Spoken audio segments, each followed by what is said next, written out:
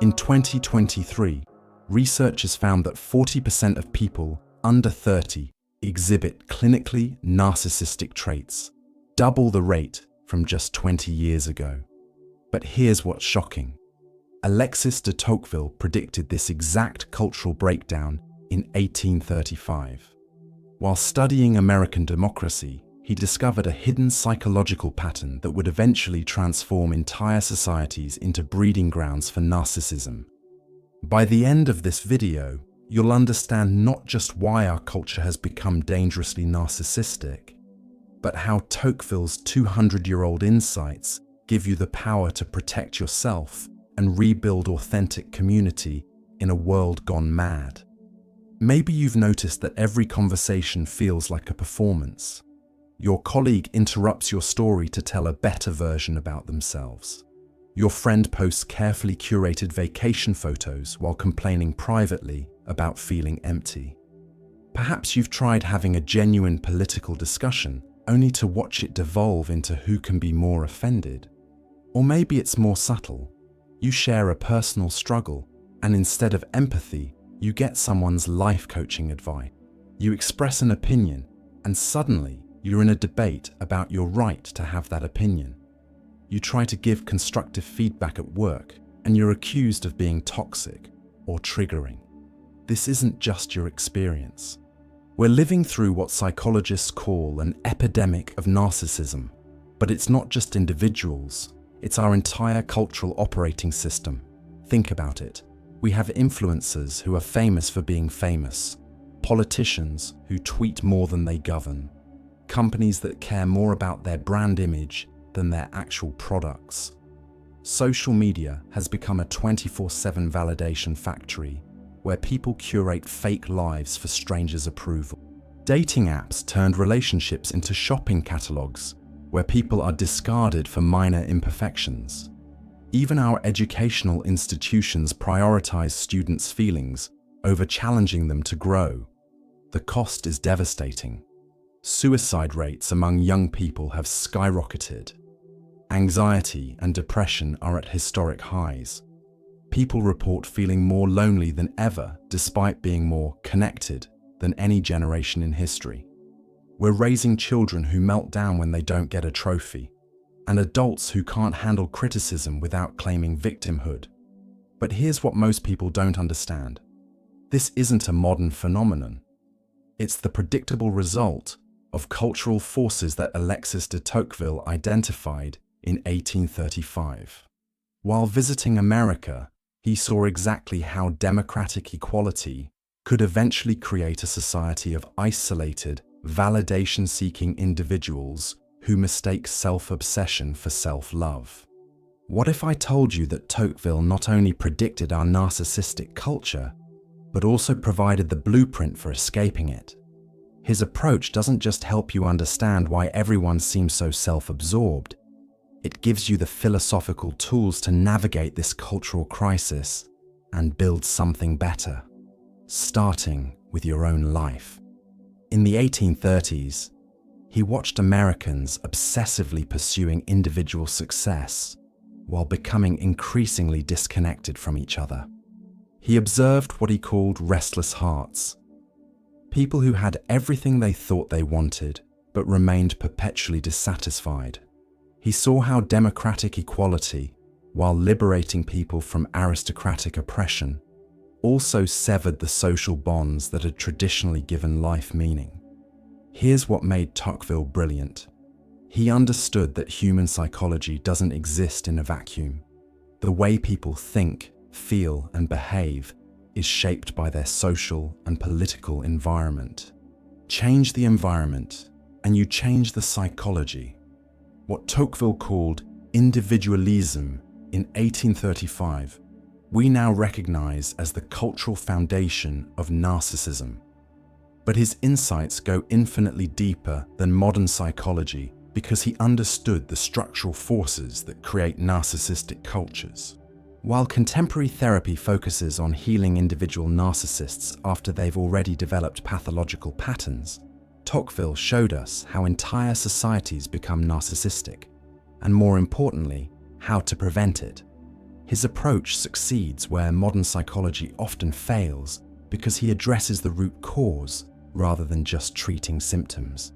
Instead of asking, how do we fix narcissistic individuals? He asked, how do we create cultural conditions that naturally develop healthy character? Tocqueville's first crucial insight was the distinction between what he called Individualisme and true individuality. Now, I know this sounds academic, but this difference explains why your Instagram feed is full of people who all look unique, but somehow feel exactly the same. Imagine the difference between a beautiful garden and a vast desert. In a garden, each plant has its unique characteristics. Roses are different from lavender, oak trees from pine trees. But they're all connected through shared soil, interconnected root systems, water networks, and symbiotic relationships with insects and birds. Each plant contributes to the ecosystem while expressing its individual nature. Now picture a desert. Each cactus survives alone, hoarding water and nutrients, with no connection to its neighbors.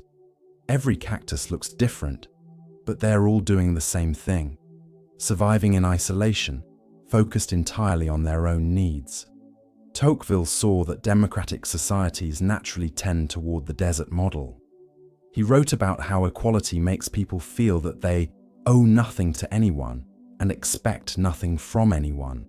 This isn't healthy independence. It's what he called Individualisme, a psychological withdrawal from communal responsibility. Here's a perfect modern example. Think about how people interact in online spaces. Everyone has a unique profile, unique opinions, unique content. But scratch the surface, and you'll find they're all desperately seeking the same thing: validation, attention, and confirmation that they matter. They're not expressing genuine individuality. They're performing a version of individualism that's actually deeply conformist. Real individuality grows from secure community connections. When you know you belong somewhere, when you have people who will support you through failure and challenge you to grow, you can afford to be authentically yourself. But individualism grows from the absence of those connections. When people have no stable community to ground them, they become obsessed with creating an artificial sense of significance through self-promotion. Here's what's fascinating. Tocqueville predicted that this individualistic mindset would eventually create people who are simultaneously obsessed with themselves and desperately insecure. Sound familiar? Modern narcissists exhibit exactly this pattern: grandiose self-focus combined with fragile self-esteem that crumbles at the slightest criticism. I know this is getting deep already. Let me give you a moment to process this. What Tocqueville discovered is profound, and it's going to challenge everything you thought you knew about why our culture feels so narcissistic. Are you ready for the next revelation? Tocqueville's second insight was even more counterintuitive. Equality itself can become a form of tyranny. This explains why you can't have a conversation anymore without someone claiming that all opinions are equally valid, or why competence is increasingly seen as a form of oppression. Think of it this way. Imagine society as a body of water. In aristocratic times, society was like an ocean with natural depth variations, coral reefs, underwater mountains, and diverse ecosystems. You had deep trenches of wisdom where elders and experts dwelled, coral reefs of specialized knowledge, and surface areas where young people could learn and grow. But democratic equality acts like a massive leveling force, like a cosmic steamroller that flattens everything to the same depth. At first, this seems wonderful. No more artificial hierarchies based on birth, no more inherited privileges that have nothing to do with merit, no more being trapped in circumstances you didn't choose. But Tocqueville saw the dark side. When everything is leveled, nothing can rise above the average. He called this the tyranny of equality, and it's the breeding ground for cultural narcissism. Here's how it works psychologically. When society insists that everyone is equally valid in all their opinions, equally deserving of success regardless of effort, and equally important regardless of their contributions, it creates what we now call participation trophy culture. 4. But instead of building genuine self-esteem, this creates a desperate need for external validation. Think about modern social media dynamics. Someone posts obvious misinformation, and when experts correct them, they respond with, "That's just your opinion," or "You're being elitist." The tyranny of equality has taught them that having their ignorance challenged is a form of oppression. Or consider how criticism is handled in workplaces today. Managers are terrified to give honest feedback because employees have been trained to interpret any negative evaluation as personal attack. Performance reviews have become exercises in finding creative ways to say nothing meaningful. Tocqueville predicted that in hyper-equal societies, people would become obsessed with microscopic differences and slights. Without natural hierarchies based on wisdom, skill, or genuine contribution, people would create artificial hierarchies based on victimhood, outrage, and moral posturing. Does this sound like social media culture to you? People competing to be the most offended, the most oppressed, the most virtuous. Everyone scrambling to find their unique form of specialness in a culture that simultaneously insists no one is special. The psychological result is what we see everywhere today. People who simultaneously believe they're unique and extraordinary while being terrified of standing out in any way that might invite genuine criticism. This is textbook narcissistic behavior scaled up to an entire culture. This next part explains the most dangerous aspect of cultural narcissism. Take a deep breath because understanding this will change everything. Tocqueville's third insight was his most chilling prediction. Democratic societies would eventually develop what he called democratic despotism, a soft tyranny that controls people through comfort and conformity rather than force. Imagine the difference between a regimented military formation and a flock of sheep. The military formation is obviously controlled. You can see the drill sergeant, the uniforms, the external authority. Everyone knows they're being commanded. But sheep naturally cluster together, following invisible social pressures, believing they're freely choosing to stay with the group, while actually being controlled by herding instincts they don't even recognize. Tocqueville saw that democratic despotism would work like the sheep model. He wrote about a future where people would be controlled by an immense tutelary power that seeks to keep them in perpetual childhood. This power wouldn't use chains, threats, or obvious force, but would manage people through entertainment, consumption, and social pressure. Here's the terrifying part. He predicted that people would voluntarily surrender their independent thinking in exchange for comfort, security, and the illusion of choice. They would become what he called a flock of timid and industrious animals, focused on their private pleasures while being unconsciously controlled by cultural forces they don't even see. Does this sound like anything you recognize? Think about how social media algorithms work. They don't force you to scroll. They just give you exactly what you want to see, exactly when you want to see it. They create an addictive feedback loop where you feel like you're making choices, but really you're being led through a carefully designed psychological maze. Or consider consumer culture. Nobody forces you to buy things you don't need with money you don't have to impress people you don't like. But somehow, millions of people do exactly that, believing they're expressing their individuality through their purchasing choices while actually following highly predictable patterns of manufactured desire. Even political movements operate this way now. They don't present complex policy arguments. They offer simple tribal identities that make people feel special and important. Join our side, share our memes, hate our enemies, and you'll be part of something meaningful. People feel like they're choosing their political identity. but really they're being sorted into predetermined categories designed to generate engagement and control behavior. The psychological mechanism is brilliant and terrifying. Democratic despotism creates narcissistic individuals who feel special and important while being completely controlled by external validation systems. People become simultaneously self-obsessed and totally dependent on others' approval. Think about influencer culture. Influencers spend their entire lives creating content for strangers' approval, believing they're being entrepreneurial and independent. But they're actually more dependent on external validation than any aristocrat ever was on their lord's favor.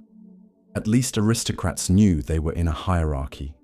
Influencers think they're free while being enslaved to algorithm metrics. Now, I know this has been a lot to take in. Tocqueville's insights can feel overwhelming at first because they're so much deeper than what we usually hear about narcissism. But this depth is exactly what's going to set you free.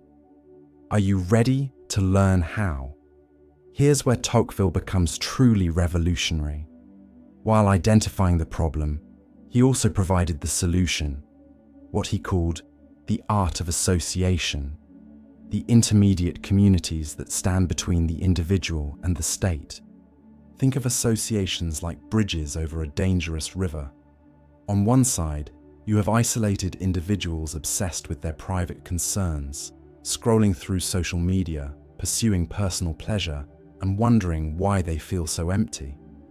On the other side, you have massive, impersonal institutions, governments, corporations, and bureaucracies that treat people like numbers, data points, and consumers rather than human beings. Without bridges connecting these sides, people either fall into narcissistic isolation or get swept away by collective madness. They become what Tocqueville called lost between the individual and the species, too disconnected from community to develop character, but too powerless against massive institutions to feel like they matter. But real associations, genuine intermediate communities, change everything.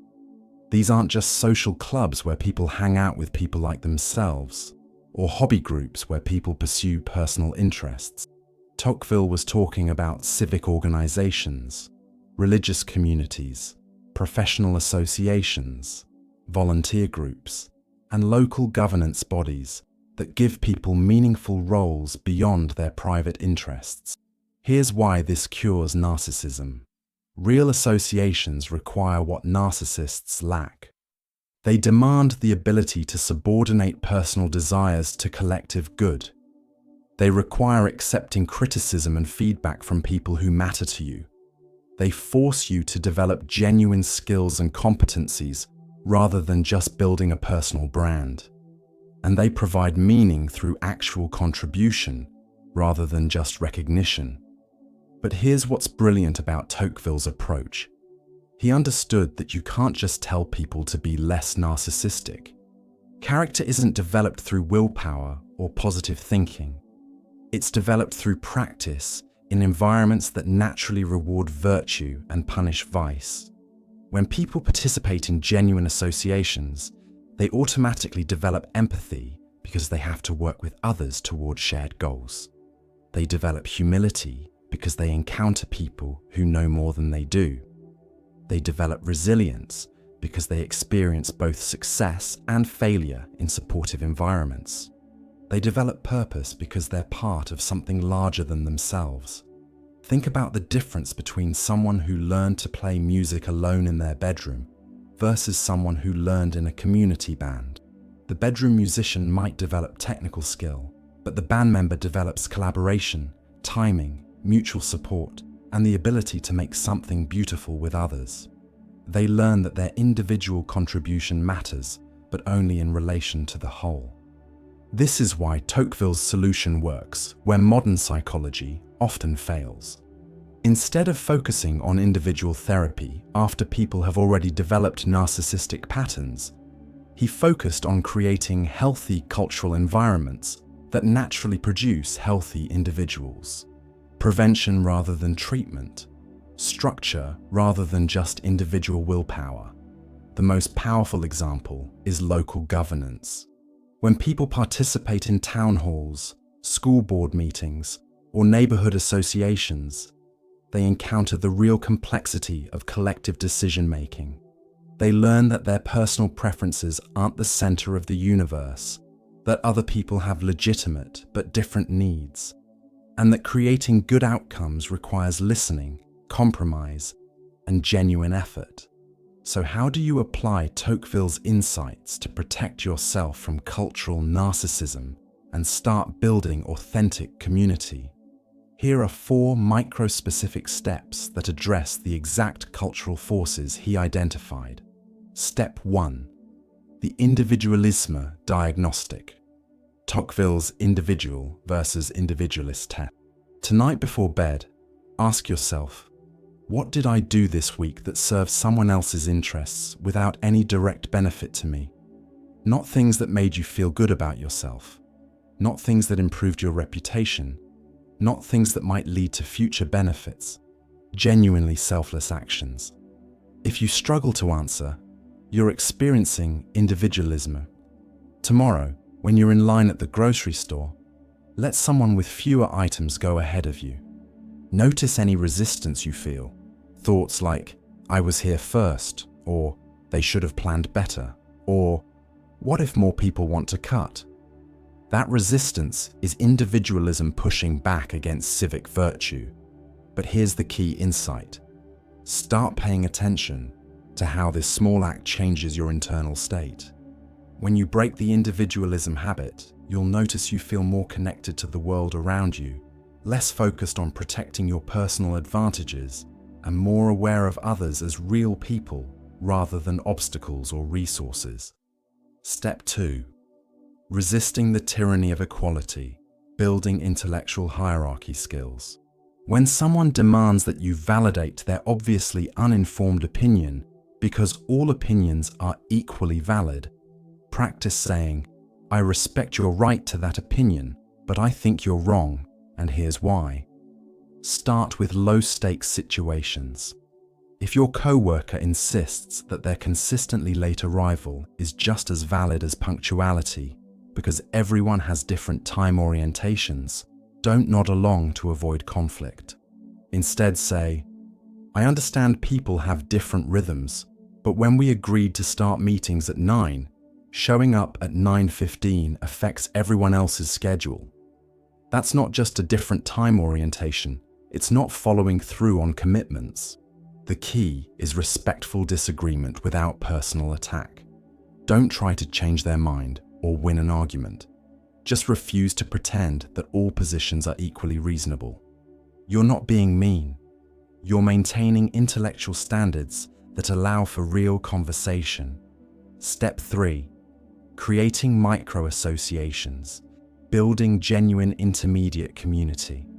This week, identify one person in your life who shares a meaningful interest with you, not entertainment or consumption, but something that contributes value to the world.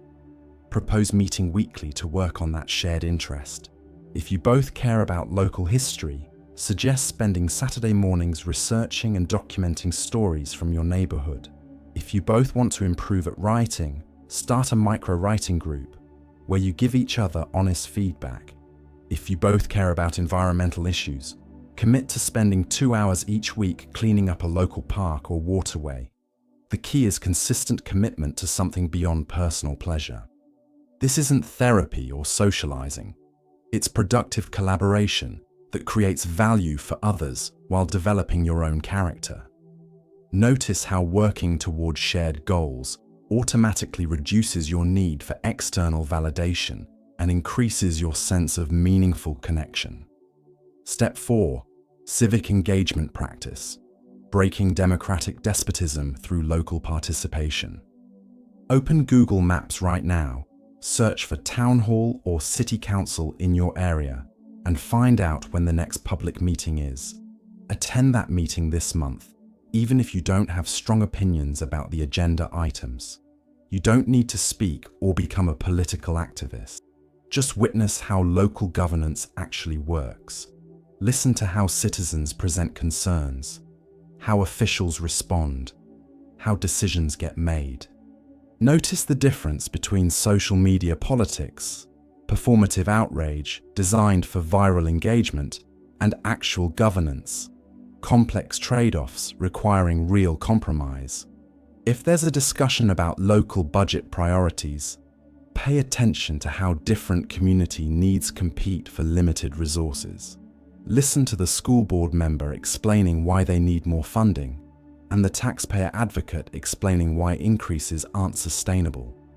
Watch how people who disagree can still work together when they have to produce actual results rather than just viral content. This breaks the spell of democratic despotism by showing you that you can participate in shaping your community. You're not just a consumer of political content or a victim of cultural forces. You're a citizen with agency and responsibility. Start today with the Individualism diagnostic and practice it for the rest of the week. This weekend, reach out to your potential association partner and attend your first civic meeting. Next week, begin your weekly association meetings and practice the equality resistance exercise. Over the next month, establish these practices as regular habits while paying attention to how they naturally reduce your susceptibility to cultural narcissism. The goal isn't to become a perfect person overnight. It's to create small but consistent practices that reconnect you to the civic virtues that naturally develop non-narcissistic character. So, what did Tocqueville teach us about cultural narcissism? 3 revolutionary insights that completely reframe how we understand this crisis. First, narcissism isn't just an individual psychological disorder. It's the predictable result of democratic individualism without community structures. When you remove the intermediate associations that traditionally connected people to purposes larger than themselves, you create a culture of isolated individuals desperately seeking significance through self-promotion. Second, equality without wisdom creates a tyranny of mediocrity that breeds narcissistic compensation. When society insists that all opinions, efforts, and outcomes are equally valid, it doesn't create genuine self-esteem. It creates a desperate need for external validation and a terror of real evaluation. And most importantly, the cure isn't individual therapy or personal development. It's civic engagement through genuine associations. You can't think your way out of a cultural problem. You have to practice your way out by participating in communities that naturally develop character through shared responsibility. This is why Tocqueville's approach succeeds where conventional psychology often falls short. While modern therapy focuses on healing individual narcissists after they've already developed pathological patterns, Tocqueville showed us how to prevent narcissistic culture from developing in the first place. His structural approach addresses the root cause rather than just treating symptoms. But here's what makes this personally transformative. When you apply Tocqueville's insights to your daily life, you don't just protect yourself from cultural narcissism. You become part of the solution. You move from being a passive victim of cultural forces to becoming an active creator of healthy community. You transform from someone who needs constant validation to someone who finds meaning through genuine contribution. You stop mistaking self-obsession for self-love and start developing actual self-respect through competence and character. You escape the exhausting performance of individualism and discover the deep satisfaction of authentic individuality rooted in community connection. If Tocqueville's insights into cultural narcissism resonated with you, subscribe and hit the notification bell to join our community of philosophical healers who are rebuilding authentic culture one association at a time. Your philosophical journey to freedom requires multiple perspectives, and these videos will give you a complete toolkit for navigating our narcissistic culture while maintaining your sanity and integrity. Tell me in the comments, which of Tocqueville's insights hit you the hardest? The distinction between individuality and individualism, the tyranny of equality, or the power of associations to naturally develop character? And what specific local association or civic opportunity exists in your community that you might explore?